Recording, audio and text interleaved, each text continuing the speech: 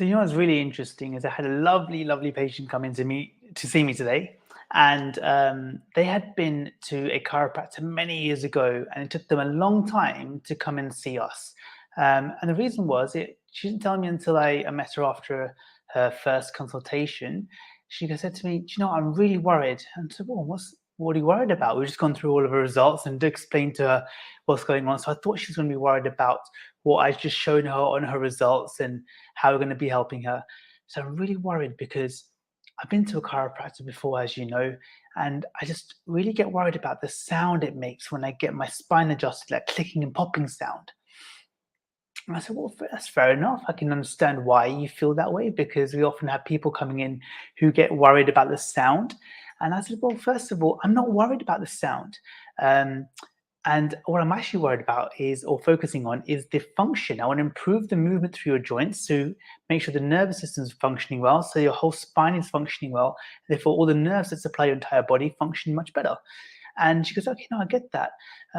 So she's like, but I'm really concerned because it just makes me feel really cringy when I hear that sound. And she was very sensitive to sounds. I said, well, it's so funny, isn't it, that I feel really sorry. And I said to her, maybe because I'm biased, but I feel really sorry for chiropractors, osteopaths, acupuncturists, physios, because what tends to happen, and as a public, what we do is we say, oh, I've had acupuncture, or I've had physio, I've had chiropractic, or I've had osteopathy. Oh, it didn't work for me. So they never try and see another osteopath, chiropractor, physio, or acupuncturist.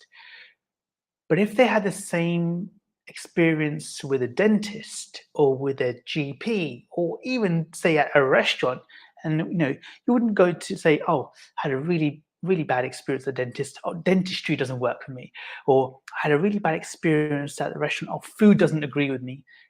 You just think it would be quite strange. So suddenly in these professions, we suddenly sign off the entire profession. So the problem is that in this situation, I said, it's not down to even anything that particular chiropractor did, but let me just show you the approach that we use, if that's okay with you. And I'll talk you through each point. And she said, I just don't like being cracked if if I don't know it's going to happen. I said, well, first of all, I'm not a ninja. I'm not going to sneak up behind you and do it without you knowing. I have to get your consent.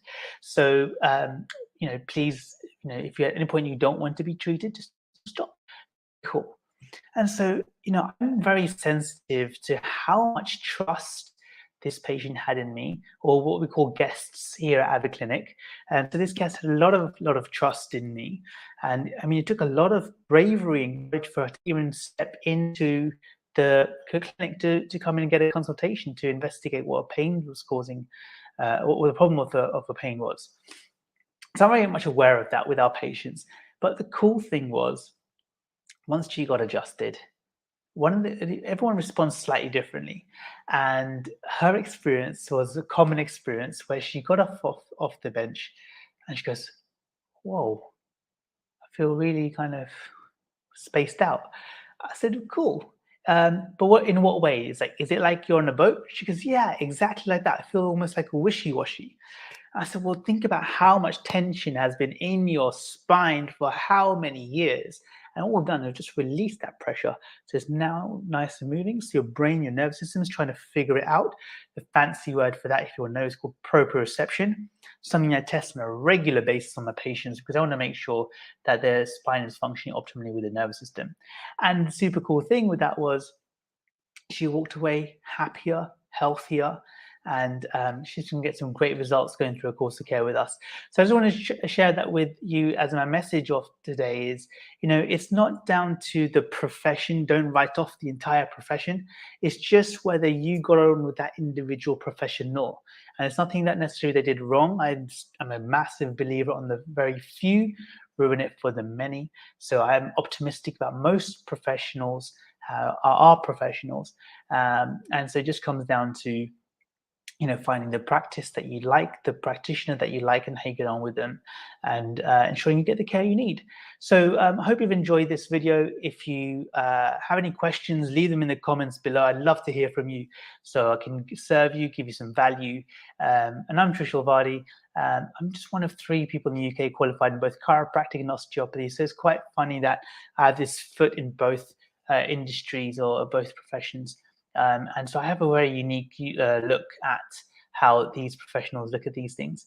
But if you've got any questions, please feel free to get in touch with me. And I hope you get the